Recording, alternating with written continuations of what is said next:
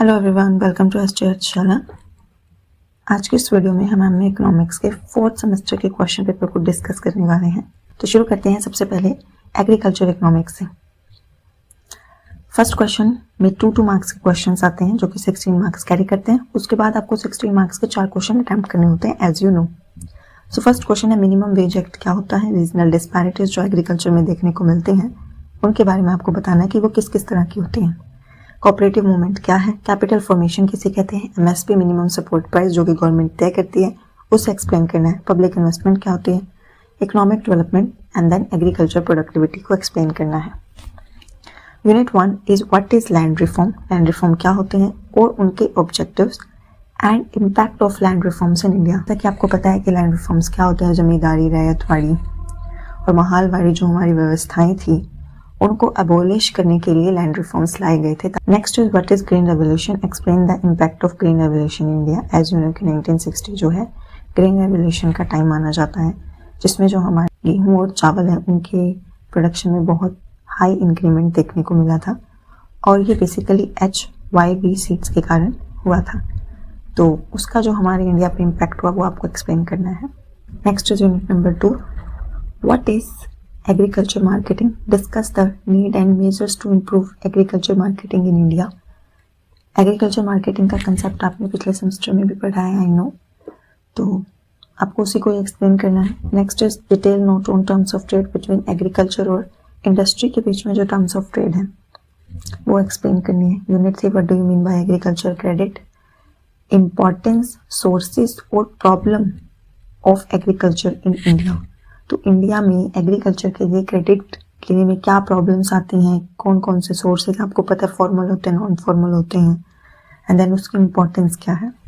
Agriculture price policy क्या है, very important, very very important. Explain the objectives and need for revision of agriculture price policy in India. तो APP को revise करने की क्यों ज़रूरत है और उसके क्या क्या ऑब्जेक्टिव से ये पॉलिसी बनाई जाती है। नेक्स्ट इज यूनिट 4, WTO क्या है, explain the impact of WTO in Indian agriculture. तो WTO ने एग्रीकल्चर से रिलेटेड भी कई सारे एग्रीमेंट या रिफॉर्म्स किए हैं, वो आपको एक्सप्लेन करना है। Discuss in detail the structural adjustment program and Indian agriculture. Next question paper है फाइनेंशियल इंस्टीट्यूशंस एंड मार्केट, जिसमें 2 मार्क्स के क्वेश्चन में बैंक को एक्सप्लेन करना है, कोऑपरेटिव बैंक के 2 function, financial sector reform, investment banking क्या होता है, मनी मार्केट क्या है, डेरिवेटिव्स क्या है, insurance regulatory and development authority. Next is euro currency market. Unit 1 what is the process of credit creation, explain various measures of credit control. तो credit creation क्या होता है आपको पता है, जैसे कि क्रेडिट क्रिएशन का प्रोसेस बैंक, कमर्शियल बैंक्स द्वारा किया जाता है। कोऑपरेटिव बैंक्स क्या है, उनका स्ट्रक्चर क्या है वो एक्सप्लेन करना है। यूनिट 2 डेवलपमेंट बैंक्स किन्हें कहते हैं और उनका रोल क्या है इकोनॉमी में और वो क्या क्या फंक्शंस करते हैं। What is mean by non banking financial institutions, discuss the measures to control their operation. तो कई बार जो NBFIs हैं वो मॉनेटरी पॉलिसी जो कि RBI बनाती है उसको रेगुलेट करने में एक हिंड्रेंस का काम करते हैं, यानी मॉनेटरी पॉलिसी बनाकर RBI जो इम्पैक्ट क्रिएट करना चाहती है NBFIs वो नहीं होने देते। तो ये ऐसे कैसे होता है, कैसे NBFIs जो है वो एक हिंड्रेंस क्रिएट करते हैं, मैं आपको समझाने की कोशिश करती हूँ। जैसे कि मान लीजिए कि इकोनॉमी में इन्फ्लेशन है, ओके, इकोनॉमी में इन्फ्लेशन है और RBI जो है वो इस इन्फ्लेशन को कम करना चाहती है। जैसा कि आपको पता है कि इन्फ्लेशन को दूर करने के लिए कॉन्ट्रैक्शनरी मॉनेटरी पॉलिसी जो है वो अपनाई जाती है। कॉन्ट्रैक्शनरी मॉनेटरी पॉलिसी के अंतर्गत जो RBI है वो मनी की सप्लाई को कम कर देता है। मनी की सप्लाई को कम कैसे करेगा, जो जितनी भी रेट्स हैं, जैसे कि आपने पढ़ा है bank rate, repo rate, reverse repo rate, ये सारी रेट्स जो है वो बढ़ाई दी जाती हैं। इन रेट के बढ़ने से कमर्शियल बैंक को RBI से लोन महंगा मिलता है, मनी सप्लाई कम हो जाती है, तो वो आगे कस्टमर्स को भी लोन कम दे पाते हैं, जिससे लोगों के हाथ में पैसा कम हो जाता है, मनी की सप्लाई कम हो जाती है। जब मनी की सप्लाई कम हो जाती है तो डिमांड भी कम हो जाती है और डिमांड कम हो जाती है तो आपको पता है कि प्राइस भी कम हो जाते हैं। तो इस तरह से इन्फ्लेशन पे काबू पाया जा सकता है। बट अब क्या होगा कि जब कमर्शियल बैंक के लिए लोन देना महंगा हो जाएगा और कमर्शियल बैंक लोन नहीं देंगे तो कस्टमर्स क्या करेंगे, वो बैंक की बजाय NBFI से लोन ले लेंगे। अब RBI की पॉलिसी तो कमर्शियल बैंक पे इंप्लीमेंट है, NBFIs तो इंडिपेंडेंट हैं, वो तो नहीं अडॉप्ट करेंगे आरबीआई की पॉलिसी को, तो वो तो लोन देना शुरू करेंगे भाई अपना। तो जैसा कि आरबीआई चाहता था इन्फ्लेशन को दूर करना, कॉन्ट्रैक्शन लाके मनी सप्लाई कम करके लोन कम लोगों को देंगे, वहीं एनबीएफआईज लोन दे देगा, फिर से मनी सप्लाई बढ़ जाएगी, डिमांड बढ़ जाएगी और प्राइस और बढ़ जाएंगे, इन्फ्लेशन और बढ़ जाएगी। तो इस तरह से एनबीएफआईज जो हैं वो एक हिंड्रेंस का काम करते हैं। आई होप आप समझे होंगे। Next is unit 3, explain briefly the structure of capital market हमारे इंडिया में क्या है। इसमें भी देखिए थोड़ा बहुत डेटा होता है, वो आप लिखेंगे तो आपके लिए अच्छा है। Next is what is mean bye securities, क्या होती हैं, difference between primary and secondary market for securities. तो आपको पता है प्राइमरी मार्केट होती है सिक्योरिटीज के लिए, सेकेंडरी मार्केट होती है, वो आपको एक्सप्लेन करना है। Next is unit 4, evaluate the role of security and exchange board of India, SEBI. सुना होगा सेबी के बारे में आपने, जितनी भी सिक्योरिटीज मार्केट है उनको कंट्रोल करने का काम सेबी करता है, रेगुलेट करता है, पॉलिसीज बनाता है, कुछ भी गलत होने से रोकता है। In the working of capital market in India, discuss the theory of optimum currency areas. Next is international trade and finance, short question देख लेते हैं। डिवेल्युएशन क्या होता है, फ्लेक्सिबल एक्सचेंज रेट की 2 मेरिट्स बतानी। अब देखो इसमें आपको 2 डीमेरिट्स पूछे जा सकते हैं, इसी के साथ हम फिक्स्ड एक्सचेंज रेट पढ़ते हैं, उसी के आपसे मेरिट और डीमेरिट दोनों पूछे जा सकते हैं। इंटरनेशनल रिजर्व्स क्या होते हैं, ट्रिप्स क्या होता है, trade related intellectual property rights, ये इसकी फुल फॉर्म है, बाकी आपको पता होगा। बैलेंस ऑफ ट्रेड क्या होता है, what do you understand by export promotion, differentiate between internal and external डेब्ट। तो इंटरनल डेब्ट यानी जो कंट्री के अंदर लिया है, एक्सटर्नल डेब्ट जो देश के बाहर किसी दूसरे देश से लिया है। WTO के 2 फंक्शंस बताने हैं। Unit 1, working of foreign trade multiplier with foreign repercussion, तो ये रिपरकशन अफेक्ट होता है जो आपको एक्सप्लेन करना और पता भी होना चाहिए। कस्टम यूनियन क्या होती है, various effects of custom union, इसमें हम free trade areas, custom union, economic integration ये सब पढ़ते हैं इंटरनेशनल में। Write a detail note on the working of Bretton Woods system. Bretton Woods system क्या था, गोल्ड वाला सिस्टम था। Various reason for their responsible the breakdown, क्यों ये ब्रेकडाउन हो। ऑप्टिमम करेंसी एरियाज क्या होते हैं और इसकी जो थ्योरीज हैं वो एक्सप्लेन करनी है। सेम टॉपिक, अभी सेम क्वेश्चन अभी हम ऊपर पढ़ कर आए हैं, तो आप ये क्वेश्चन रेडी कर लेते हो तो आपका 2 यूनिट तैयार हो जाती हैं। तो ऑब्जेक्टिव्स और अचीवमेंट्स बतानी है गेट की। General agreement on trade and tariff, the full form of GATT. Describe the recent changes in the direction and compositions of Indian foreign trade, जिसमें भी रिसेंट चेंजेस की बात है, जो उसमें आपको डेटा याद करना होता है। तो इंडिया के फॉरेन ट्रेड की डायरेक्शन और कंपोजिशन आपको बतानी है। कंपोजिशन यानी इसमें कौन कौन सी चीजें शामिल और डायरेक्शन यानी किन किन देशों के साथ है। Unit 4, are MNCs agents of development or exploitation or of developing countries like India? Give reasons in support of your answer.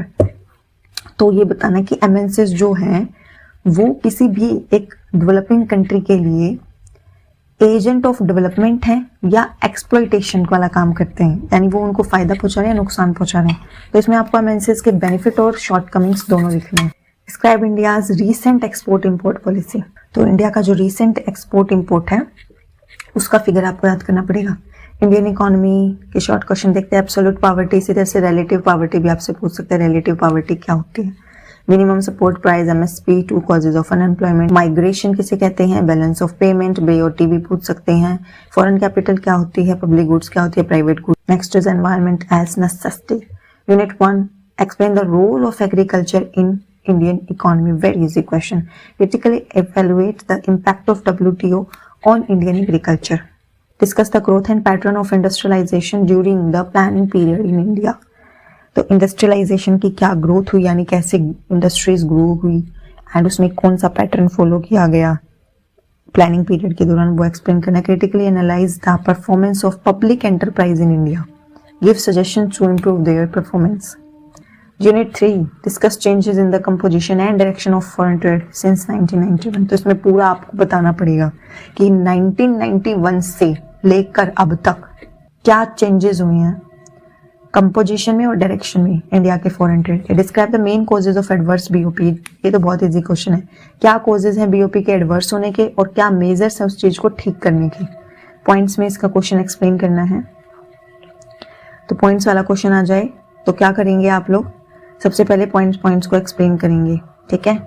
तो जो भी आ जाए, जैसे फीचर्स पूछ ले आपसे, इंपॉर्टेंस पूछ ले, what ever the question is, box बना देंगे या बादल बना देंगे, देन सारे पॉइंट्स की हेडिंग लिखेंगे, ओनली हेडिंग ओनली उनका नेम, एंड देन जाके फिर वन बाय वन उन पॉइंट्स को ऐसे एक्सप्लेन करेंगे।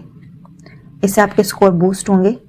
एंड 2 मार्क्स का जो क्वेश्चन होता है, 2 मार्क्स के क्वेश्चन में आप क्या कर सकते हैं, जैसे कि आपका 1 पेज है, इसको हाफ में डिवाइड कर ले, यहाँ पे 2 मार्क्स का क्वेश्चन एंड यहाँ पे 2 मार्क्स का question, sufficient.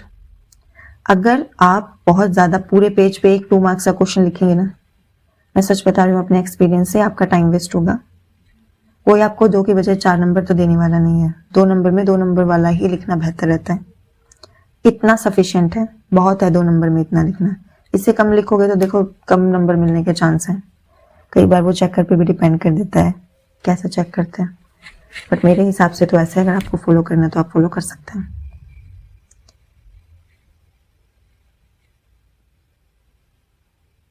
Next is unit number 4।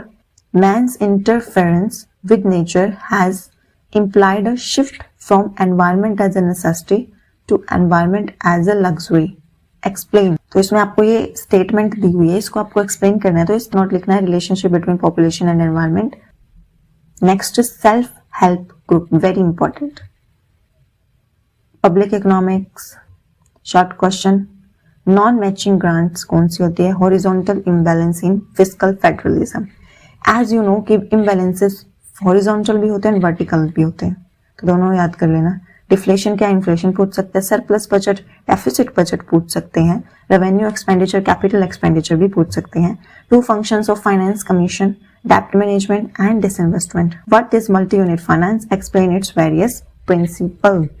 Federal finance क्या होता है? प्रॉब्लम्स क्या है हॉरिजॉन्टल एंड वर्टिकल इम्बैलेंसेस की? अभी मैंने आपको ऊपर बताया था। तो हमारे फेडरल सिस्टम में ये इम्बैलेंस है, इनकी क्या क्या प्रॉब्लम है वो आपको एक्सप्लेन करनी है। Unit 2 explain the centre state financial relationship in India. तो सेंटर और स्टेट में पैसों का कैसा रिश्ता है वो आपको एक्सप्लेन करना है। कौन किसको कैसे टैक्स देता है, कहाँ से कमाई होती है, कहाँ पैसा जाता है। Explain this all. Explain the problem of state resources, how the funds are transferred from centers to state.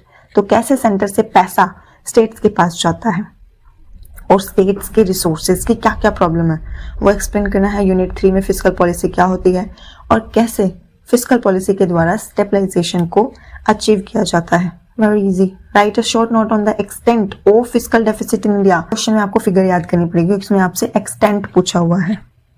Okay, give the reason and solution to the problem of fiscal deficit. तो क्या रीजन है कि हमें fiscal deficit होता है, हमें घाटा उठाना पड़ता है, और आप क्या सोल्यूशन देंगे इस प्रॉब्लम का। यूनिट 4 पब्लिक डेब्ट क्या होता है? पब्लिक डेब्ट मतलब सार्वजनिक ऋण जो कि सरकार लेती है। Which factors are responsible for increase in public डेब्ट? क्यों सरकार को ज्यादा लोन लेना पड़ रहा है, और इस डेब्ट को मैनेज करने के लिए आप सरकार को कोई सुझाव देना चाहेंगे। Right a note on fiscal reforms in India. तो इंडिया में कौन कौन से फिस्कल रिफॉर्म्स किए गए हैं वो आपको एक्सप्लेन करने हैं।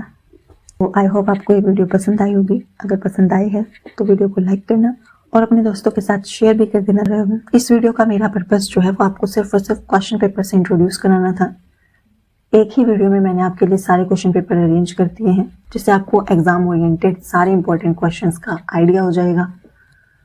इस वीडियो में मैं आपके साथ सारे क्वेश्चंस का सोल्यूशन एक्सप्लेन नहीं कर सकती थी क्योंकि वीडियो बहुत लेंथी हो जाती, लेकिन इकोनॉमिक्स के यूजफुल कंटेंट के लिए आप SGR चैनल को सब्सक्राइब कर सकते हैं। Thank you so much for watching the video. Have a nice day.